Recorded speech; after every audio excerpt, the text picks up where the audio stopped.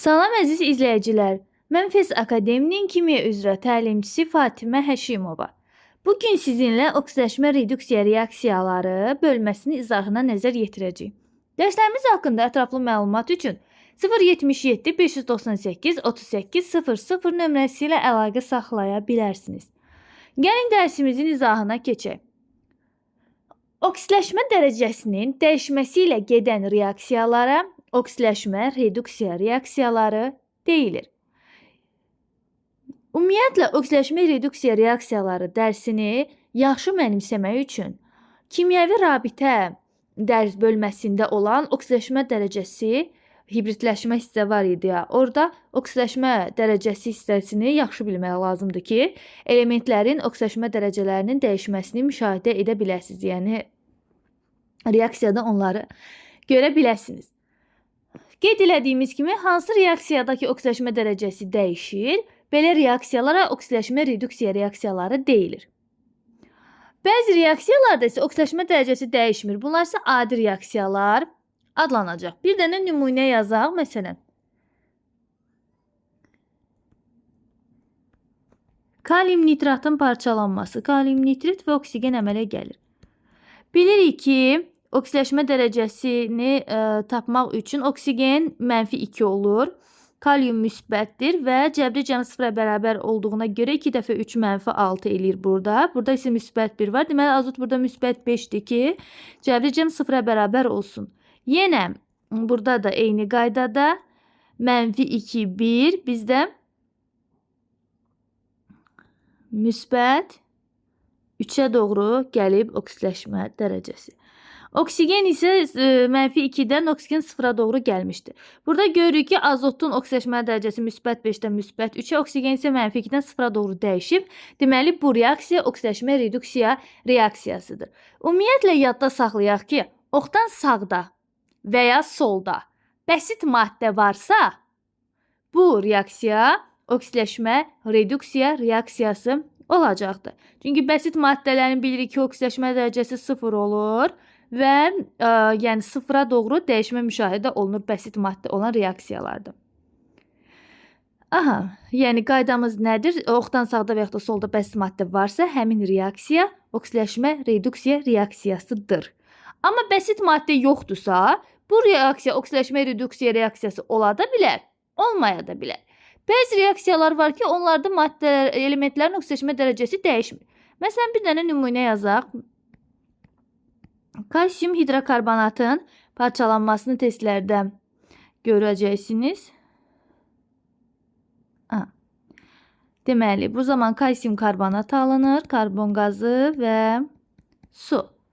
Burada heç bir elementin oksidləşmə dərəcəsinin dəyişməsi müşahidə olunmur. Yəni, kalsium müsbət 2, müsbət 2, karbon deməli, müsbət 4 və müsbət 4 olaraq qalıbdır. Hidrogen müsbət 1, oksigen -2 olaraq qalıb. Yəni, burada heç bir elementin oksidləşmə dərəcəsi dəyişməyib.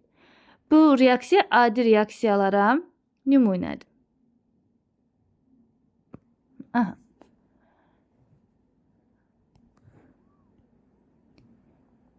İndi isə gəlin, görək bu oksidləşmə reduksiya reaksiyaları elektron mübadiləsi necə baş verir?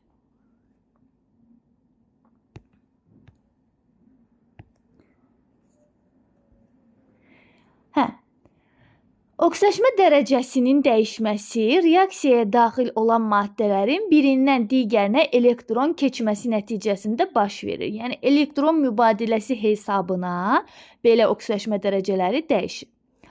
Burada nə var? Elektron alan hissəcik və elektron verən hissəcik. Elektron alan hissəcik, yazıram bura. Elektron alan hissəcik oksidləşdirici adlanır. Oksidləşdirici adlanır. Elektron alan hissəcik oksidləşdirici adlanır. Elektron alınması da necədir? Yəni, üstəgəl Y mənfidir də. Bu üstəgəl işarəsi nədir? Yəni, elektron alındığını göstərir.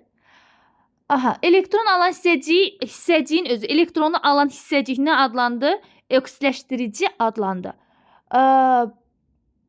Bu hissəcin elektron alması prosesi isə reduksiya prosesi adlanacaq.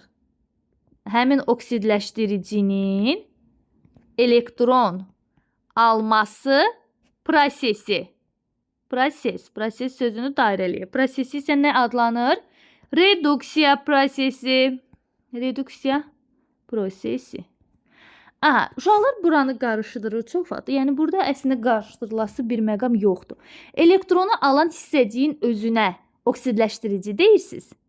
Həmin elektronun alınması prosesinə, yəni prosesə, mərhələyə, belə deyək, həmin işə isə reduksiya prosesi deyəcəyik. Oksidləşdirici hansı işi görür? Reduksiya prosesini həyata keçirir. Reduksiya prosesi nəticəsində elementin oksidləşmə dərəcəsi azalır. Yazaq bura qeyd kimi reduksiya prosesində, nə baş verir? Elementin oksidləşmə dərəcəsi azalır. Elementin oksidləşmə dərəcəsi azalır.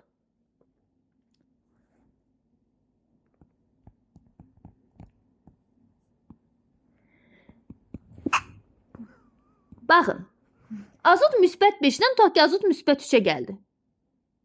Baxın, oksidləşmə dərəcəsi 5-dən 3-ə doğru azaldı. Görürsünüzmü? 5-dən 3-ə doğru azaldı. Deməli, burada nə prosesi gedir? Proses nədir? Reduksiya prosesidir. Reduksiya prosesi. Çünki qeyd elədik ki, reduksiya prosesində elementin oksidləşmə dərəcəsi azalır. Bəs deməli, atom özü, daha doğrusu element özü nə olacaq? Oksidləşdirici. Çünki oksidləşdirici olan reduksiya prosesini həyata keçirir. İndi isə gəlin elektron verən hissəcikdən danışaq. Aha. Elektron alana dedik oksidləşdirici. Elektron verən bəs necə olacaq? Reduksiya edici olacaq. Yazaq elektron verən hissəcik. Atom, molekul və yaxud da ion ola bilər. Elektron verən hissəcik nədir? Reduksiya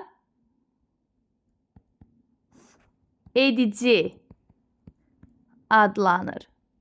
Elektron verən hissəciyə nə deyəcək? Reduksiya edici. Elektron verilməsi çıx Y ilə yazılır. Çıx Y üstü mənfi. Bu Y-nin üstündəki mənfi sizi çaşdırmasın. Bu elektronun yüküdür. Elektron alanda necə müsbət Y üstü mənfi verirdik? Bu Y mənfi bu elektrona aiddir də. Aydındır, elektronun yükünü göstərdi. Biz elektron mənfilik hissəcəyik. Bu müsbət işarəsi almağı göstərdi. Buradakı mənfi çıxdı, yəni sistemin elektron çıxıbdır. Sistem elektron verib, onu göstərir. Elektron verən hissəciyə biz nə dedik? Təkrarlayaq, reduksiya edici dedik. İndi reduksiya edicinin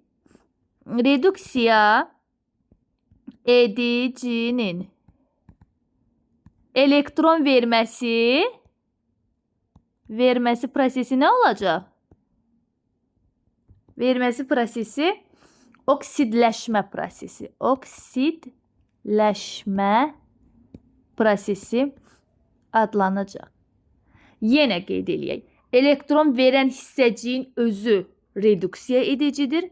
Onun elektronu vermək prosesi, vermə işi, vermə mərhələsi isə oksidləşmə prosesi adlanır.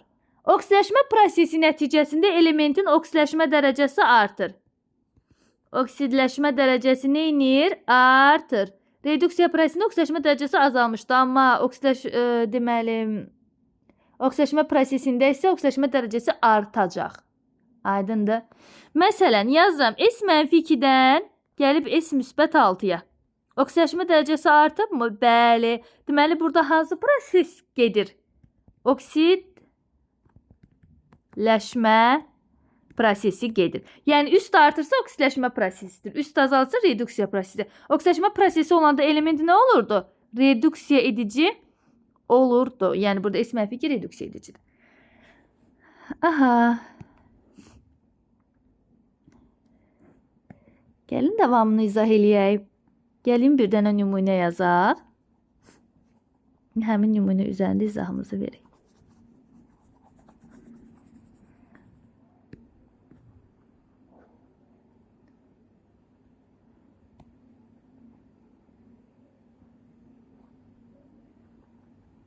Deməli, bir dənə sadə bir nümunə yazaq.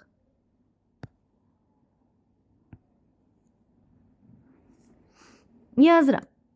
Magnezium üzərinə gəlirik. Fosfor. Nəticədə alınır. P2. Magnezium oksidaşma dərəcəsi 0-dır, fosforda da 0-dır. Təbii ki, bəsit maddələrdir. Və magnezium gəlir müsbət 2-yə, fosforda mənfi 3-ə. Burada nə baş verir? Dəyişənlər bunlardır, düzdürmü? Əgər siz oksidaşma dərəcələrinin təyinində çətinlik çəkirsinizsə, YouTube kanalımızda oksidaşma dərəcəsi hibridləşmə adlı video izah var. Oradan yararlana bilərsiniz. Əgər orada çətinliyiniz varsa, mütləq həmin videoya da baxın. Deməli, burada nə baş verdi uşaqlar? Magnezium 0-dan gəldi nəyə? Magnezium müsbət 2-yə. 0-dan müsbət 2-yə gəldi. Yük neyinib? Artıb. Yük artanda hansı proses gedirdi? Hansı proses baş verirdi? Oksidləşmə prosesi. Oksidləşmə prosesi. Oksidləşmə prosesi nə idi? Reduksiya edicinin elektron verməsi prosesinə oksidləşmə prosesi demişdik. Deməli, burada magnezium nədir? Reduksiya edicidir. Magnezium özü elektronunu verib. Neçə elektron verib? 0-dan müsbət 2-yə gəlibsə, deməli 2 dənə elektron verib də. Oksidləşmə prosesi baş verib. Yəni, bu mənfi 2 elektronu daha doğrusu necə alırıq? Gəlin onu tam aydın yazım. 0-dır, 0 çıxılsın, müsbət 2. Çıx, müsbət 2. Eləyir mənfi 2 elektron. Baxın, burada demişdim, əgər elektronun qarşısında mənfidirsə, o elektron verməyi deməli göstərir də. Sistemdə elektron çıxıb, onu göstərir. Həqiqətən də magnezium 2 elektron verib ki, yükü müsbət 2 olub. Fosfora baxaq, 0-dan gəlib P-3-ə. Yük neyiniyib uşaqlar? Üstü neyiniyib? 0-dan mənfi 3 azalıb. Azalanda nə baş verirdi? Reduksiya prosesi baş verirdi. 0-dan çıxıram mənfi 3-ü. Olur müsbət 3 elektron. Müsbətdə nə idi? Elektron almağı göstərirdi. 3 dənə elektron alıb, atom 0-dan mənfi 3-ə gəlib. Və bu proses reduksiya prosesi həmin atom isə oksidləşdirici atom olur. Oksidləşdirici element olur. Aha, bir nümunəni bu formada izah elədik. İndi isə gəlin başqa bir nümunə yazaq.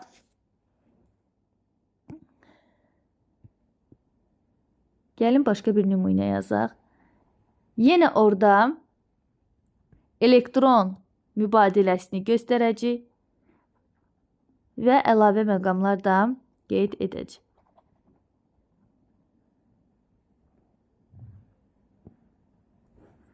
Aha.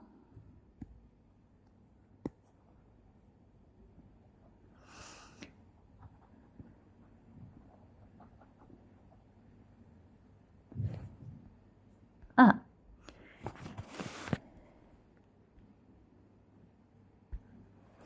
Bir dənə reaksiya yazıram indi.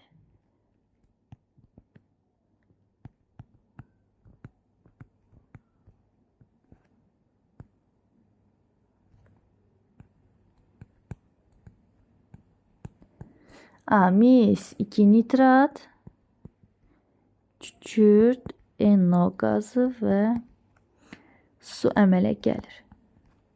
Reaksiyamızı yazdıq. İndi burada görək hansı elementlərin oksidləşmə dərəcələri dəyişib. Onlara bir nəzər yetirək. Deməli, kükürt müsbət 2-dir, müsbət 2 olaraq qalıb. Kükürt mənfi 2-dən gəlib kükürt 0-a. Azot da, baxın, 2 dəfə 3, 6, mənfi 6, bu da müsbət 1-dir də. Azot burada müsbət 5-dir. Müsbət 5-dən gəlib, baxın, bu hissədə azot nitrat qalığıdır. Mis 2 nitrat. Orada müsbət 5 olaraq qalır. Amma bizə dəyişən lazımdır da. Oksigen mənfi 2-dirsə, burada azot müsbət 2-dir. Digər hissələri silim, fikriniz qarışmasın deyə. Aha, dəyişənlər bunlardır uşaqlar. Yəni, mənfi 2-dən 0-a doğru kükürt dəyişib və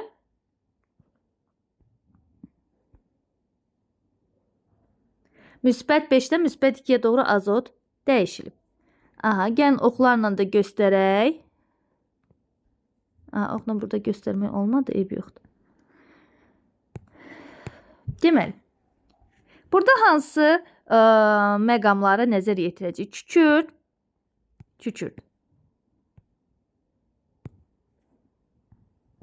Kükürt -2-dən gəlir kükürt 0-a. Azotda müsbət 5-dən gəlir azot müsbət 2-yə. Elektron mübadiləçisini tapmaq üçün bu dəyişənləri yazdınızmı? Birincisindən ikincisini çıxırsınız hər zaman. Birdən ikini çıx, birdən ikini çıx. -2 çıxılsın 0 bərabərdir -2 elektron. Mənfi varsa əgər burada nə deməkdir bu? Yəni elektron verib. Elektron verən hissəciyə nə deyirdik uşaqlar? Reduksiya edici deyirdik. Və elektronun verilməsi prosesi nə prosesi idi? Oksidləşmə prosesi.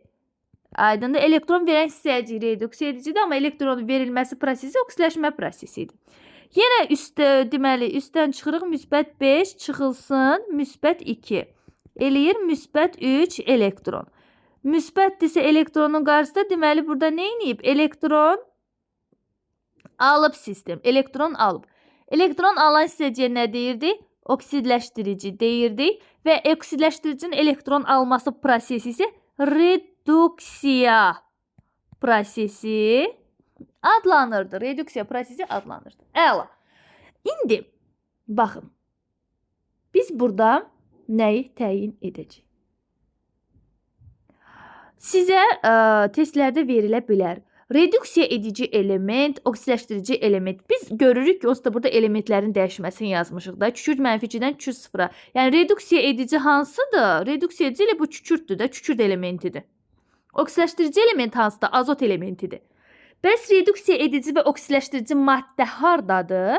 Baxırsınız, reduksiya edici, uşaqlar, reduksiya edici element kükürt -2-dir də. Kükürt -2. Kükürt -2 olan maddə hansıdır? Budur da. Bu nə olacaq? Reduksiya edici maddə olacaq. Reduksiya edici maddə. Oldu. İndi oksidləşdirici də azot müsbət 5-də 5 olandı. Bu da nə edəcək? Burada yazacaq oksidləşdirici maddə. Onu yadda saxlayın ki, C şəkilçisi var ha. Bax, reduksiya bu belə göstərmədi. Aha. Reduksiya edici.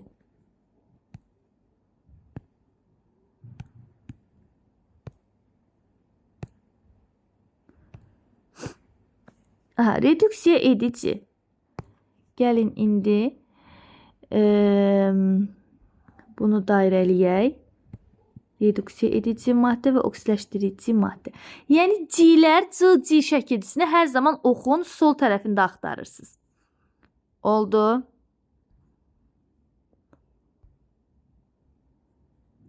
Oxdan belə bir məsafə çəkək. Baxın, oxun sol.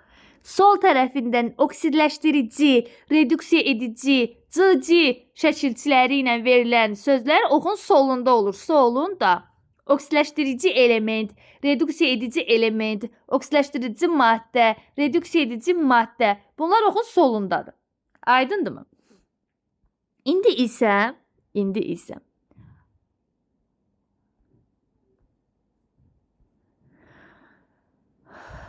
gəlin oksidləşmə məhsulu, reduksiya məhsulu harda olur? Onlara nəzər yetirək. Məhsullar hər zaman sağ tərəfdə olur. Oxdan sağda. Baxın, reduksiya edicinin məhsulu necə tapırsınız? Mən sizə onu izah edim. Bir dənə başqa bir rəngli qələmlə izah eləmək istəyirəm. Qara ilə edək ki, tam aydın olsun sizə. Deməli, baxırsınız reduksiya edici. Reduksiya edici neyinib? Oksidləşmə prosesini həyata keçirdib. Oksidləşmə prosesi. Mən sizdən ya yaxud da sizdən istəyəcək ki, oksidləşən və maddəni və yaxud da ki, oksidləşmə məhsulunu müəyyən edin. Oksidləşən maddə və yaxud da oksidləşmə məhsulu nədir? Oksidləşmə prosesindən əmələ gələndir də. Oksidləşmə prosesindən. Kükürt -2 idi. Şükür -2 idi, gəldi 0-a. Baxın, -2 idi, gəldi 0-a. Oksidləşmə prosesi. Bu nə oldu onda? Oksidləşmə məhsulu və yaxud da oksidləşən. Testlərdə də bəzən belə verilir, oksidləşəndə verilir. İndi baxırsınız, reduksiya prosesi harda başlayır? Azot -5-dən gəlib azot -2-yə. Bu nə oldu? Reduksiya məhsulu və yaxud da reduksiya olunan maddə. Oldu. Reduksiya olunan hissə. Bu bir nümunədir. Oksidləşmə prosesi reduksiya proseslərinin elektron keçidində burada qeyd elədik. Gəlin başqa bir nümunə üzərində yenidən bu məqamlara nəzər yetirək. Siz də mütləq dərsin izahına nəzər yetirəndə qeydlər aparın. Dərs sizə tam aydın olsun.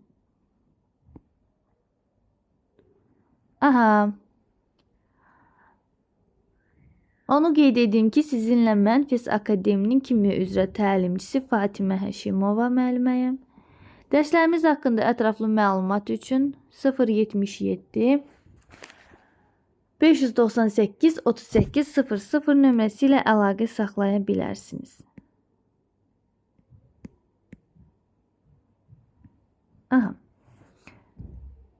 Gəlin davam edin. Yeni başqa bir reaksiya yazaq və onun üzərində qeyd etdiyimiz məqamları təkrarlayaq. Dəmir 2 sulfatın üzərinə gəlirik.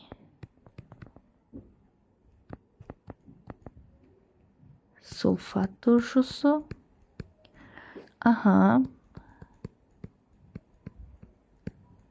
Dəmir 3 sulfat əmələ gəlir. Mangan 2 sulfat. Daha sonra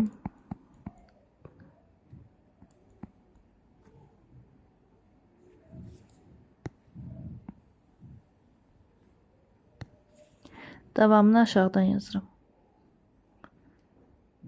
Üstünə gəlirik kalium 2SO4 və su. Dəyişənlərə yenə nəzər yetirməliyik. Dəyişənlərə nəzər yetirək görək nədir dəyişən? Dəmir görürük ki, burada müsbət 2-dən gəlib dəmir müsbət 3-ə doğru. Mangan, baxın, 2 dəfə 4, 8, -8, bu da müsbət 1. Bura deməli müsbət 7-dir ki, cəbri cəm 0-a bərabər olsun. Burada isə mangan neçədir? Müsbət 2-yə bərabərdir. Yəni, digərlərində dəyişmə müşahidə olunmur. Dəyişənlərimizi yazırıq. Baxın, dəmir gəldi. Dəmir gəldi. Müsbət 2-dən hara gəldi dəmir? Dəmir gəldi müsbət 3-ə. Mangan isə müsbət 7-dən gəldi mangan müsbət 2-yə. Tez bu keçid deməli hardan hara gəldiyini yazdıq və müsbət 2-dən nə edirdik? Birincidən ikincini çıxırıq hər zaman. Çıxırıq müsbət 3-ü. Bu da neçədir? -1 elektron edirmi? Mənfidirsə qarşısında bu nəyi göstərir? Uşaqlar, elektron verdiyini. Elektron verən hissəciyə nə deyirdik? Elektron verən hissəcik reduksiya edicidir deməli dəmir burada. Reduksiya edicidir. Elektronun verilməsi prosesi nə adlanır? Reduksiya edicisi deməli orada oksidləşmə prosesi. Oksidləşmə prosesindən söhbət gedir. Mangan müsbət 7-dən müsbət 2-yə gəlib. Müsbət 7 çıxılsın. Müsbət 2. Edir müsbət 5. Müsbət 5 elektron. Müsbətdirsə qarşısında deməli nə edib? Elektron alıb da bu. Elektron axı alanda müsbət olurdu qarşıda. Müsbətdirsə elektron alıbsa deməli bu oksidləşdiricidir. Oksidləşdiricidir. Proses nə gedəcək? Reduksiya prosesi. İndi mən sizdən soruşsam ki, reduksiya edici element hansıdır? Dəmir. Oksidləşdirici element hansıdır? Mangan. İndi, bəs reduksiya edici maddə hansıdır? C şəkilçisini harda axtarırdıq? Yenə qeyd edirəm, oxdan solda. Aha, reduksiya edici dəmirdirsə, deməli bu reduksiya edici maddə budur. Reduksiya edici maddə. Oksidləşdirici maddə hansıdır? Manqan olan tərkibində. Oksidləşdirici maddə. Aydındır? Oksidləşdirici maddə. Aha, indi oksidləşmə məhsulu və reduksiya məhsuluna nəzər yetiririk. Məhsullar harda olurdu? Məhsullar isə oxdan sağda olurdumu? Oxu bir dənə qaralayaq burada. Ox tam aydın olsun. Oxdan sağda isə məhsulları axtarmalıyıq. Bizdən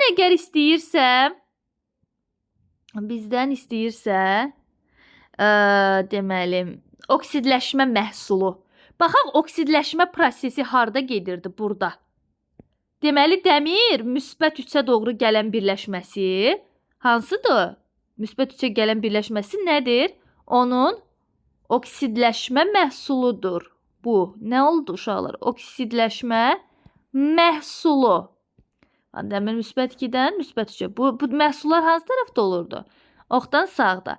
İndi reduksiya məhsulu deyirəmsə, baxmalısınız reduksiya prosesi harda gedirdi? Manqanda. Hansı ki, müsbət 2-yə gəlmişdi manqan. Müsbət 2-yə. Deməli, müsbət 7-dən oxu götürür, müsbət 2. Bu da nə olacaq? Reduksiya məhsulu olacaq. Bu da olacaq reduksiya məhsulu.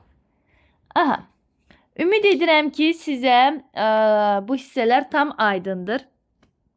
Yəni, oksidləşmə reduksiya reaksiyaları əmsallaşdırılmasının əvvəl birinci siz bunları mütləq bilməlisiniz. Oksidləşmə məhsulu, reduksiya məhsulu, oksidləşdirici, reduksiya edici nədir və tənliyin hansı tərəfində olur. Aha, indi isə gəlin dərsimizin növbəti hissəsinə nəzər yetirək.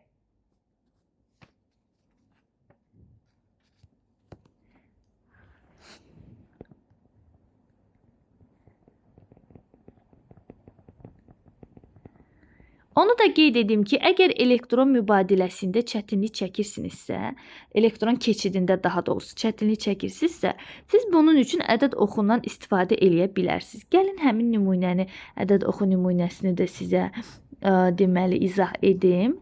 O nümunədən istifadə edərək elektronların neçə elektron alıb, ion neçə elektron verib, onu rahatlıqla təyin edə bilərsiniz.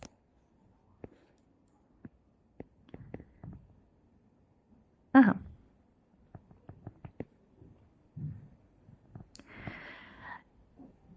Gəlin ədəd oxumuzu çəkək.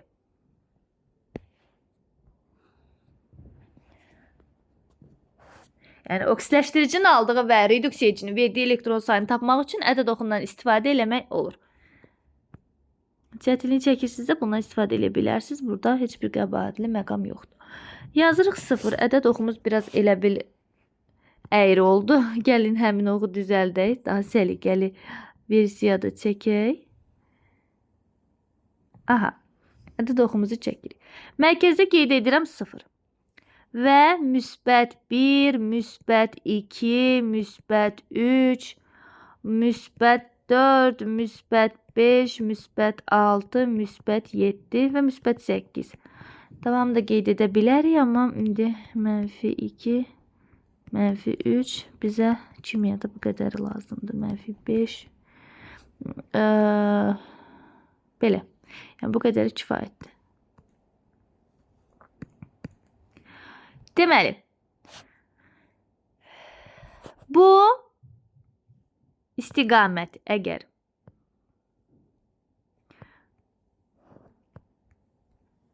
sola doğrudursa, deməli elektron qəbul edib. Yəni, yük azalıbsa, elektron qəbul edib. Biz bilirik də, istənilən bir sistem elektron qəbul eləyirsə, onun yükü azalır. Çünki elektron mənfi yüklü hissəciyidir axı. Sistemə gələndə onun yükünü azaldır. Sağa doğru gedirsə, yəni müsbətə doğru gedirsə, deməli elektron verib. Elektron verib.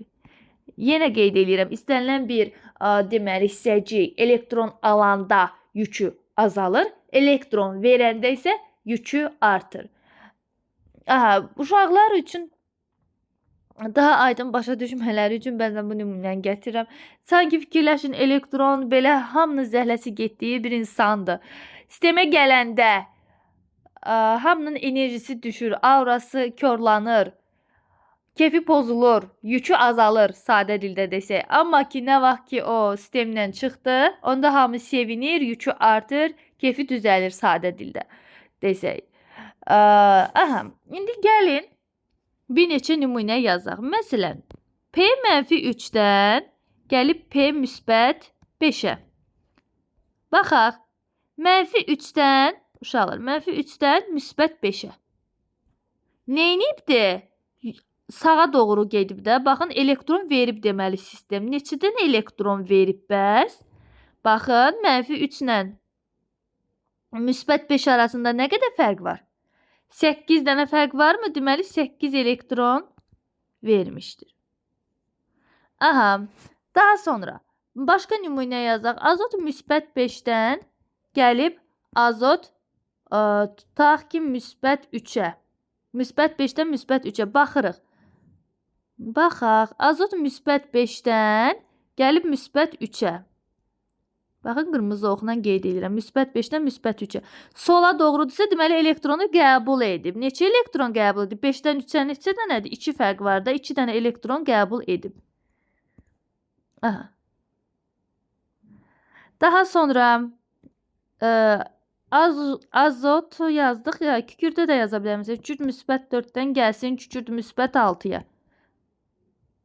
Mən bunu bayaq qeyd elədiyim kimi də eyni şeydir. -4 çıxılsın, -6 bərabərdir -2 elektron. Mənfidirsə, deməli o elektronunu verib.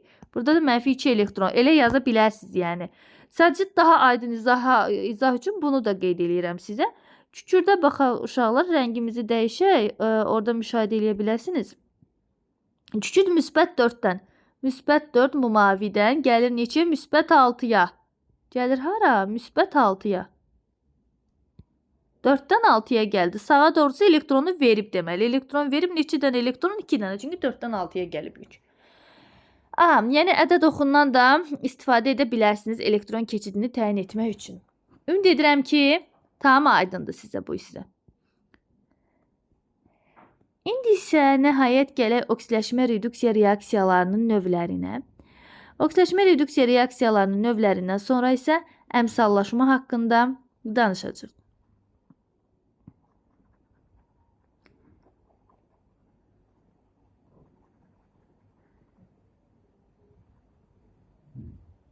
Aha. Deməli, oksidləşmə reduksiya reaksiyalarının növləri hansılardır?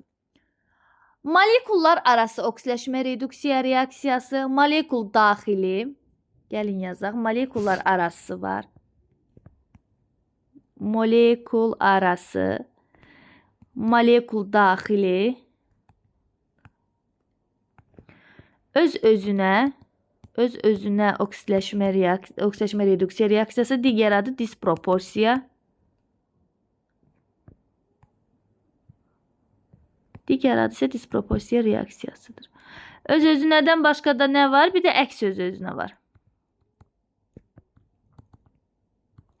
Əks öz-özünə oksidləşmə reduksiya reaksiyaları, bu isə kommutasiya reaksiyaları adlanır. Kommutasiya reaksiyaları adlanır. Bəs bunların mahiyyəti nədir? Baxın, molekullar arası oksidləşmə reduksiya reaksiyalarında oksidləşdirici və reduksiya edici ayrı-ayrı molekulun tərkibində olur.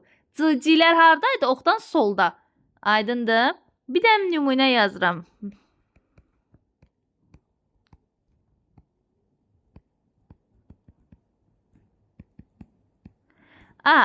Deməli, manqan burada -4-dən -2-yə gəlib, xlor da -1-dən xlor 0-a gəlib. Oksidləşdirici və reduksiya edici, yəni dəyişənlər hardadır? Ayrı-ayrı molekulların tərkibindədir. Biri bu molekuldadır, biri bu molekulda. Bu nə olacaq artıq? Molekullar arası oksidləşmə reduksiya reaksiyası olacaqdır. Daha sonra molekullar daxili oksidləşmə reduksiyanı isə yəqin ki, artıq təxmin edirsiniz. Deməli, oksidləşdirici və reduksiya edici eyni bir molekulanın tərkibindədir. Kalium, deməli, azot burada -5-dən -3-ə gəlir. Oksigen isə -2-dən 0-a gəlir. Görürsünüz, cıcıları biz harda axtardıq? Oxun sağında axtardıq da. Azot burada -5-dən -3-ə azalmadırsa, reduksiya prosesi, yəni oksiləşdiricidir burada. Oksiləşdirici azot, oksigen isə reduksiya edicidir. Oksiləşdirici də, reduksiya edici də eyni molekulun daxilində olduğuna görə belə reaksiyalara molekul daxili oksiləşmə reduksiya reaksiyaları deyəcək. Daha sonra var disproporsiya və yaxud da öz-özünə oksiləşmə reduksiya reaksiyaları. Nümunə yazaq. Xlorun üzərinə kalium OH gəlirik. Kalium xlorid və su. Deməli, xlor burada -1-ə gəlir, bir də ki, -5-ə. -1-ə və -5-ə.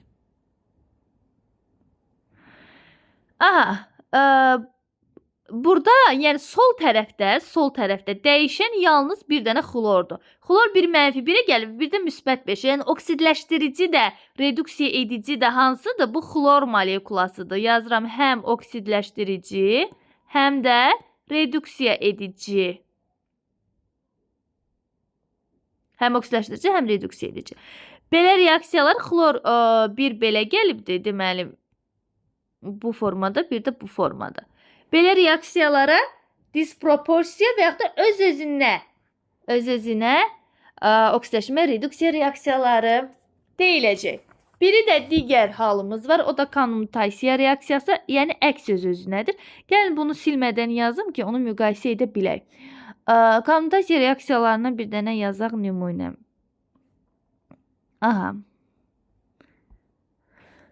Məsələn,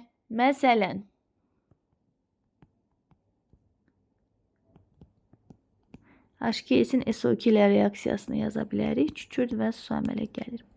Burada kükürt -2 və -4-dən kükürt 0-a gəlir. Görürsünüz?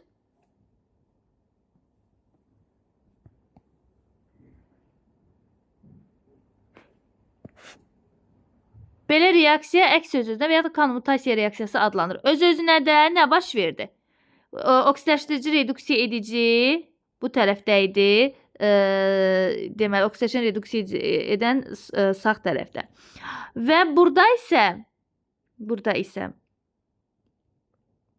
məsələn, kükürt burada -4-dən 0-a gedibsə, üst azalıb, reduksiya prosesi oksidləşdiricidir. Burada isə reduksiya edicidir də, düzdürmü?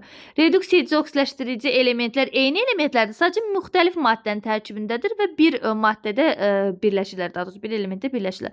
Bu isə yəni öz-özünənin əks versiyasıdır. Elə bir ki, bəsit maddə disproporsiyada solda olursa, kommutasiyada sağda olur.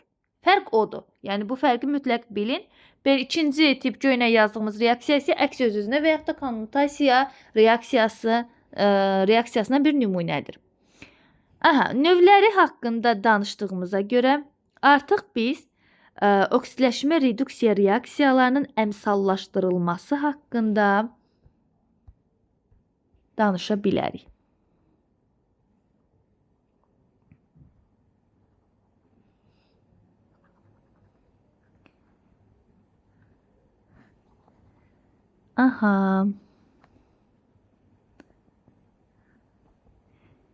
İndi əmsallaşdırmaq üçün bizim bir neçə addımda icra eləməli olduğumuz məqamlarımız var. Həmin məqamları sırayla icra edirik və nəticədə biz artıq əmsallaşmanı etmiş oluruq. Gəlin məqamlarımızı yazaq. Birincisi, reaksiya tənliyini yazırıq. Reaksiya tənliyini yaz. İkinci addım. Gəlin 1-2 qoyum. Ən yaxşısı yadınızda qalsın. Birinci addım reaksiya tənliyini yaz. İkinci addımda oksidləşmə dərəcəsi dəyişən elementləri təyin edirik. Oksidləşmə dərəcəsi dəyişənləri elementləri təyin et. Üçüncü addımda oksidləşmə və reduksiya proseslərini yaz. Artıq biz bu 3 addımı bayaqki tənliklərdə eləmişdik. Oksidləşmə və reduksiya proseslərini yaz. Və növbəti addımda isə verilən elektron saylarını çarpaz olaraq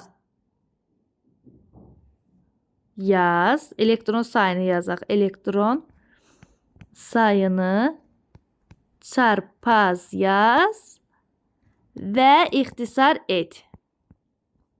Təbii ki, əgər varsa, ixtisar yoxdursa nə edə bilərik? Varsa, əgər ixtisar varsa. İxtisar yoxdursa, ixtisar aparmayacaq da. İxtisar varsa eləyirik. Əgər varsa. Aha. 5-ci addımda da əmsallaşdır. Əmsallaşdır. Belə.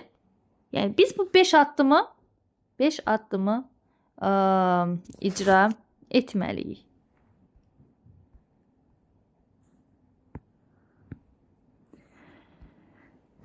İndi gəlin. Bir neçə reaksiyanı əmsallaşdıraq. Bir neçə reaksiyalar yazaq və onları əmsallaşdıraq. Ki bu qaydalar bizə tam aydın olsun. Aha.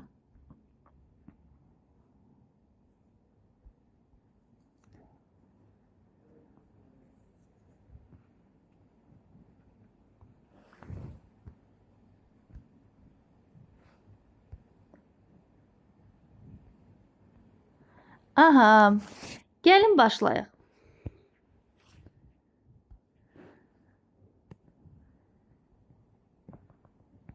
Yazdığımız nümunələrə əsasən siz özünüz də video izahı saxlayaraq bu ardıcıllıqdan istifadə edib əmsallaşmanı yaza bilərsiniz. Deməli, birinci reaksiyamızı yazaq. Məsələn,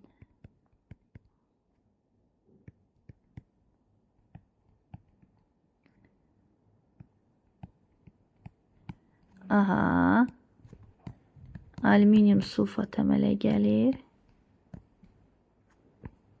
Kalium xlorid və su. Birinci addımımız nə idi? Birinci addımımız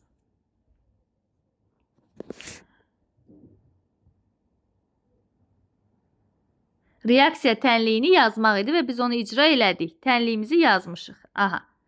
İkinci addımda nə edirdik?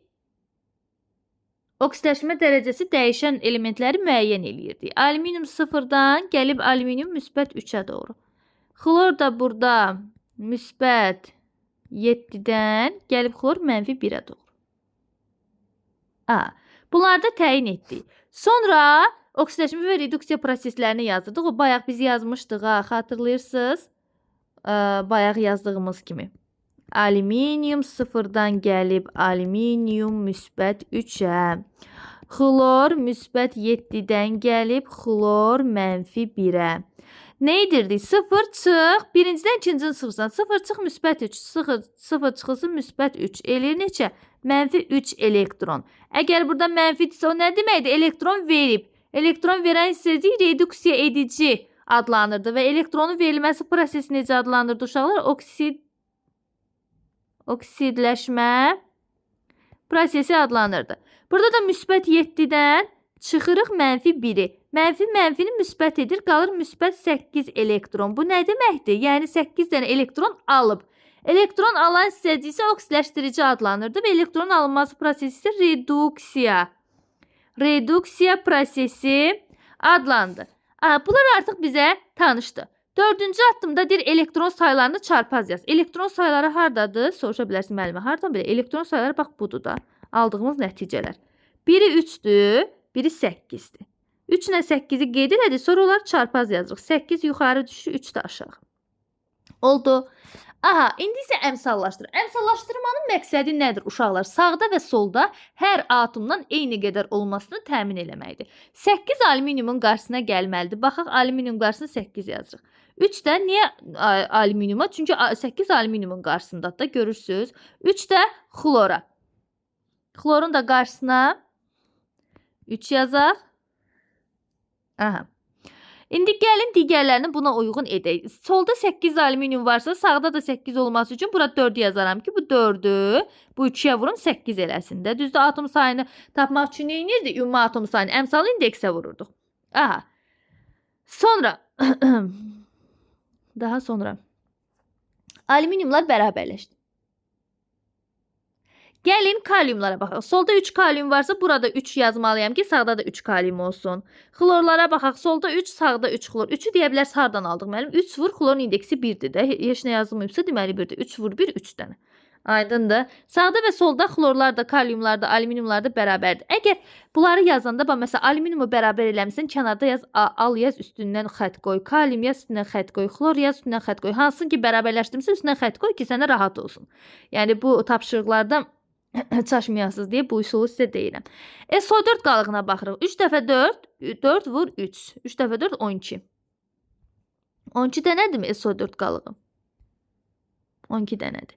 Və solda da 12 olması üçün bura 12 yazırıq. İndi hidrogenlərə baxaq. Uşaqlar, sol tərəfdə 12 vur 2, 24 hidrogen var. 24-ü bu 2-yə bölərəm ki, 12 eləsin. 12 vur 2, burada da 24 dənə hidrogen olsun. Oksigenləri indi axırda sayaq. Əgər düzdürsə, deməli düz əmsallaşdırmışıq. Ola bilər ki, bəzən əmsallaşdırmanızı səhv edirsiniz. Onda heç nə, təzədən başlayacaqsınız. Yəni görün səhviniz hardadır, onu düzəltməyə çalışın. 3 dəfə 4 12 oksigen burada. 12-ni də 4-ə 48. Deməli 50 60 oksigen solda var. Sağda da 3 dəfə 4 12, 12-ni 4-ə vurur 48. Üstünə də gəlir 12 eləyir 60. 60 da sağda var. 60 solda, 60 sağda oksigen. Deməli düzgün əmsallaşdırma gedib. Yəni reaksiyanı əmsallaşdırdıq. Gəlin növbəti bir reaksiya yazaq. Onu da əmsallaşdıraq.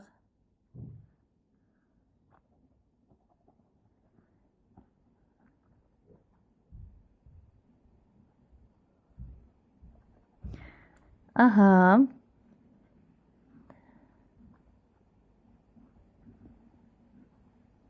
Növbəti reaksiyamızda əmsallaşdıraq. Siz özünüz video izahı saxlayıb, özünüz əmsallaşdırıb, daha sonra videoya da baxa bilərsiniz.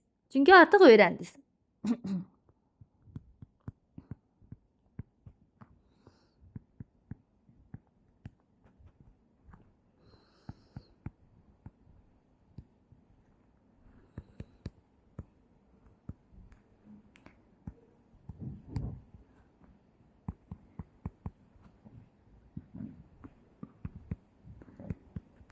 Dəmir 3 hidroksid və əmələ gəlir burada natrium sulfat.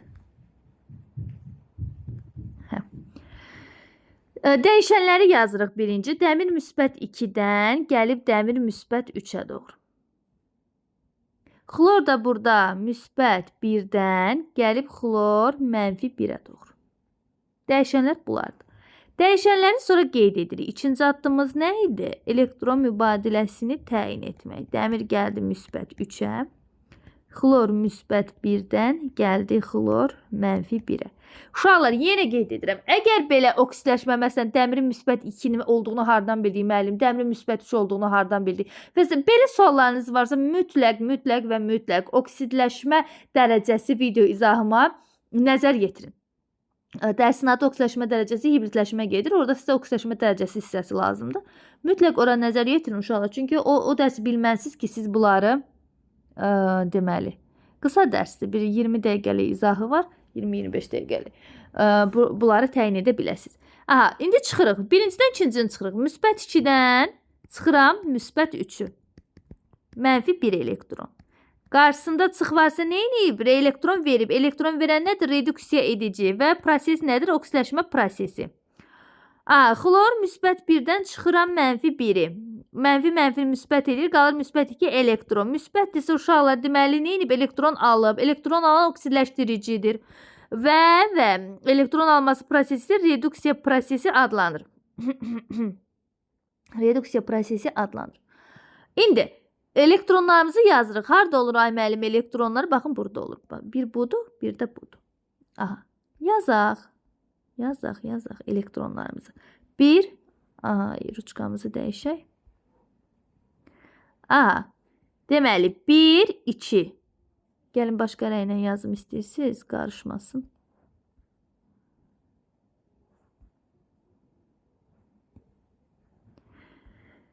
Elektronları görürsünüz də, işarələmişəm elektronları. 1, 2. Çarpaz yazıram. 2, 1. 2-ni dəmirin qarşısında yazacağım. Yazıram 2-ni dəmirin qarşısında. Yazdım 2-ni. 1 də xlorun qarşısında. Uşaqlar, əslində bilirsiniz də, əmsallaşdırmada əmsal olaraq biri yazmırıq, indeks olaraq biri yazmırıq kimyada. O heç, o bilirik. Sadəcə burada oksidaşma reduksiya reaksiyalarında çaşmayasınız deyə o biri qeyd eləyin yəni. Aydındırmı? Özünüz üçün həll edirsə, biri qeyd eləyin ki, məsələn, natrium xloridin qarşısına 1 almısan, hə, yazmadın, sonra fikrin qarşıda deyirsən, bəs bu natrium xloridin əmsalı neçə idi görəsən, yadından çıxdı, aləm dəydi bir-birinə. Ona görə yaz ginan onu. Yaz ki, gözünün qarşısında olsun. Deməli, sağda 2 dəmir varsa, bura 2 yazım, solda da 2 dəmir olsun. Sonra sağda 1 xlor var. Solda da bura 1 yazıram ki, 1 dənə xlor olsun. Sonra baxaq. SO4 qalıqlarını sol tərəfdə 2 dənə SO4 varsa, SO4 turşu qalıqdır uşaqlar, onu 1 götürün də. 2 dənə SO4 varsa, sağda da 2 dənə SO4 olması üçün bura 2 yazımdır. 2 vur SO4 də elə 2 dənə SO4 olsun. İndi sağda natriumlarımızı tamamladıq. 2 dəfə 2, 4, bir dənə də yuxarıda 1. 5 dənə natrium varsa, 5-in biri burada var. 5-in 1-in çıxdı, 4 dənə qaldı. Burada yazaq 4. 1 natrium burada, 4 dənə natrium burada. Solda da 5 natrium oldu. Əla. İndi bizə nə lazımdır? Hidrogen sayılarına baxaq. Hidrogenlərə baxaq. Görək bərabərdirmi? Solda 4 hidrogen, sağda da deməli, solda görək neçə hidrogen var uşaqlar. Sağda 2 dəfə 3, 6 hidrogen var. Solda nə qədərdir? 4 burada, 2 də burada. 6 dənə hidrogen var. 4 baxın bu hissədədir. 4 vur 1, 4. 2 dənə də burada 6. 6 soldadır. Sağda da deməli 3 vur 2, 6 da sağdadır. Hidrogenlər bərabərdir. Oksigenləri nəzər yetirək. 2 dəfə 4, 8 burada, 9. 10 və 14. 14 dənə soldadır. Sağdakilərə baxırıq. 3 dəfə 2, 6 burada. 2 dəfə 4, 8 burada. 8-dən 6, 14 dənə də sağda var. Yəni, oksigenlər saydı bərabərdir. Deməli, biz düz əmsallaşdırmışıq. Əla, gəlin növbəti bir tapşırığın da icrasına nəzər yetirək.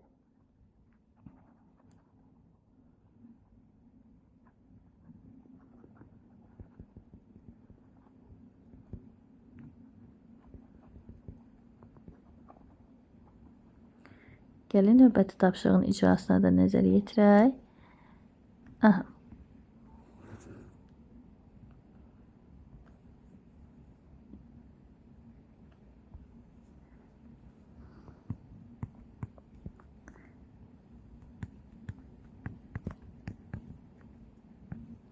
Hidrogen xlorid gəlirik. Bu xlordur uşaqlar. Aha, kalium xlorid, xrom 3 xlorid, xlor və su əmələ gəlir. Növbəti reaksiyamız budur. Aha. Gəlin dəyişənləri yazaq. Baxın, 2 dəfə 7, 14, 14-dən 2, 12, 12-də 2-yə böləndə müsbət 6 xrom. Xrom gəldi müsbət 3-ə. Hidrogen, xlor da mənfi 1-dən gəldi xlor 0. İndi uşaqlar, xromdan başlayaq, birinci xromdan. Xrom müsbət 6-dan gəlib xrom müsbət 3-ə. Xlorda mənfi 1-dən gəlir xlor 0-a. Bir dənə sizə vacib məqamı qeyd edim. Əgər bəsit halda bir maddə alınırsa reaksiyadan, əmsalı 2, indeksi 2 olan bəsit maddə, məsələn belə bir şeydə. Xlor 2, bəsit maddədir, 2 atomlu bəsit maddə. Bu zaman həmin 2-ni də elektron sayında nəzərə alırsan. Yəni aldığın elektron sayını elə olanda mütləq 2-yə vurmalısan. Aydındırmı? Yəni bu bir qaydadır. Əgər sən burada bəsit halda olan 2 atomlu maddə görürsənsə, nə etməlisən? Elektron sayını həmin 2-yə vurmalısan. İndi yazacağıq biz onu. Deməli, xrom 6-dan 3-ə gəlib. Müsbət 6 çıxılsın, müsbət 3. Elədim, müsbət 3 elektron. Müsbət 3-də elektron nə edib? Alıb. Elektron alan nədir uşaqlar? Elektron alan hissəciyin adı. Oksidləşdirici. Və həmin proses reduksiya prosesi adlanırdı. Xlor da burada mənfi 1-dən 0-a gəlib. Mənfi 1 çıx 0 edir mənfi 1. Amma axı xlorun dediyi ikisini nəzərə alırıq. İçini belə formada yazırsınız. -1-i 2-yə vurursunuz uşaqlar. Eləyir -2 elektron. Mənfidirsə deməli elektron verib reduksiya edicidir və burada oksidləşmə prosesi həyata keçir. İndi isə gəlin həmin elektronları yazaq. Elektronları yazırıq indi baxın. Dəyişək rəngimizi. Aha. 3-ün başqa markerlə yazdıq. 3-ün 2-yə və çarpaz yazmalıyıq da mütləq 2-nin 3-ə. İndi isə nə edirik? Əgər siz bu qeyd elədiyim kimi bəsit maddədən istifadə eləmisinizsə yazan zaman, bəsit maddənin daha doğrusu ikisindən də istifadə eləmisinizsə, əmsalları da bəsit maddə yazılan tərəfə yazırsınız. Yəni baxın, bu halı siz müşahidə edirsiniz. Bəsit maddə alınıb, ikisini mütləq nəzərə alırsınız. Bu heç. Belə hal olanda mütləq və mütləq alınan əmsalları sağ tərəfdə yazın. Yəni 99% hallarda elə olur. Onda düzgün çıxır cavabınız. Aydındır. İçini xromun qarşısına yazırsan. Xromun birləşməsinin qarşısına 2 yazırsan. Hansıda xrom, xlor 3. İçini yazdım bura. 3'ü yazırsan xlorun qarşısında. İndi deyə bilərsiniz müəllimə, 3'ü hansı xlorun qarşısında yazıb? Bu xlorun ya bu xlorun? Hansının oksidləşmə dərəcəsi dəyişib? Təbii ki, bu xlorun. Təbii ki, o xlorun. Ona görə onun qarşısına. Hansı dəyişibsə bala onun qarşısına yazırsan. 3'ü də yazdıq bura. İndi əmsallaşdırıq. 2 dənə solda kalyum var. Burada 2 yazım ki, kalyumlar bərabər olsun. Xromlar bərabərləşdi. Xlorlara baxırıq. 2 burada, 2 dəfə 3, 6 burada. 6, 8, 2 dəfə 3 də 6. 8-in üstə 6 gəndə 14. Bura deməli H xlorun qarşısına 14 yazmalıyam ki, 14 vur 1, 14 xlor da solda olsun. Hidrogenlərə baxırıq. Solda 14 dənə hidrogen var. Sağda da 14 olması üçün bura 7 yazaram ki, 7 vur 2, 14 eləsin də. Aydındır. Oksigenləri sayaq uşaqlar. İndi solda 7 dənə oksigen var. Sağda isə 7 vur 1, yəni 7 vurulsun oksigenin indeksi olan 1. 7 oksigen edər. Yəni solda da sağda da 7 oksigen var. Deməli bizim əmsallaşdırmamız düzgündür. Düzgün olub olmadığı oksigende ya da hidrogende çıxır ortaya. Yenə qeyd edirəm, əgər 2 varsa, bəsit halda olan bir maddə alırsınız və indeksində 2 var. Elektron keçidində mütləq o 2-ni nəzərə alırsınız və belə halda da elektronları mütləq bəsit maddə olan tərəfə yazırsınız. Əmsalları daha doğrusu bəsit maddə olan tərəfə yazırsınız ki, düzgün əmsallaşdıra biləsiniz. Əks halda səhv olacaq. Bir də sizə bu dərsdə vacib məqamlardan birini qeyd eləmək istəyirəm. Vacib məqamlardan biri. Deyirəm ki, bunlar aydındır. Vacib məqamlardan biri nədir? Bu əmsallaşma haqqında sizə ipucu və yaxud da qızıl qayda olaraq deyim.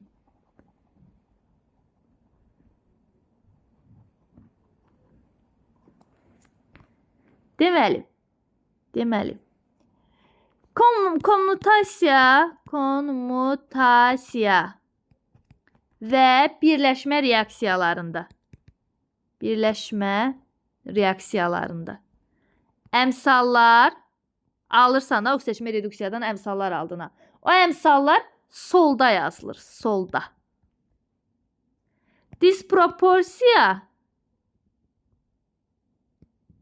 və parçalanma reaksiyalarında isə əmsallar sağda yazılır.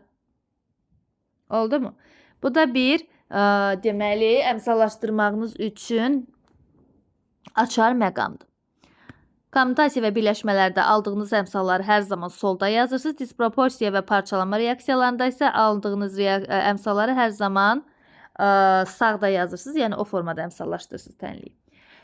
Bugün sizinlə oksidləşmə reduksiya reaksiyaları və onların əmsallaşdırılması haqqında danışdıq. Sizinlə mən FES Akademinin kimya üzrə təlimçisi Fatimə Həşimova idi. Dərslərimiz haqqında ətraflı məlumat üçün 077 598 38 00 nömrəsi ilə abituriyent bölməsi üzrə əlaqə saxlaya bilərsiniz. 055 527 2599 nömrəsi ilə isə MİQ və sertifikasiya hazırlığı barəsində əlaqə saxlaya bilərsiniz. Növbəti video izahlarda görüşənədək rəy bölməsində fikirləri yazmağınızı unutmayın. Hələlik.